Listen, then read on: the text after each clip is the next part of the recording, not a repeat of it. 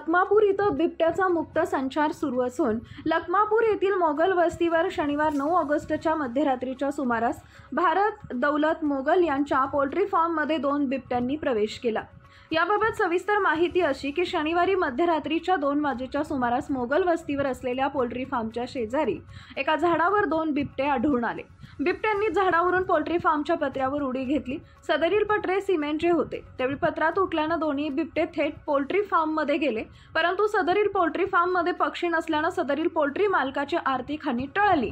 परंतु या घटनेने परिसरात घबराट निर्माण झाली आहे। या संदर्भात मोगल यांनी वन विभागाला कळवले असता संबंधित वन विभागाचे कर्मचारी देखील मध्यरात्री घटनास्थळी उपस्थित झाले होते, परंतु वन विभागाच्या हलगर्जीपणामुळे आणि अपुऱ्या उपाययोजनांमुळे सदर बिबट्यांना जेरबंद करण्यात अपयश आल्याचं पोल्ट्री फार्मच्या मालकांनी सांगितलं।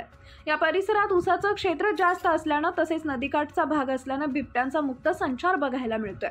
वन विभागाला सांगून देखील या ठिकाणी कुठल्याही उपाययोजना होत नसल्याने नागरिकांनी तीव्र नाराजी व्यक्त केली आहे। आता तरी वन विभागाला जाग येईल का असा प्रश्न या निमित्तानं लखमापूर ग्रामपंचायत सदस्य भरत मेसेट यांनी उपस्थित केलाय। वन विभागाने या ठिकाणी बिबट्यांना जेरबंद करण्यासाठी योग्य त्या उपाययोजना कराव्यात अशी मागणी देखील यावेळी नागरिकांनी केली आहे। News point Marathi, Dindori. काल भारत मोगल यांच्या पोल्ट्रीमध्ये बिबट्या आलाय, तर हा बिबट्या पत्रापूरमध्ये आल्यानंतर किती वाजता आला सरासरी बिबट्या तुमच्या पोल्ट्रीमध्ये? 2:15 वाजता। तुम्ही वन विभाग अधिकाऱ्यांना किती वाजता कळवलं? 2:45 वाजता। आणि ते आले केव्हा? 5 वाजेच्या दरम्यान आले असते। 5 वाजता आले होते का? तर या ठिकाणी वन विभागाला येणं 2 वाजता बिबट्या आल्यानंतर कळवल्यानंतर ते डायरेक्ट 5 वाजता आले।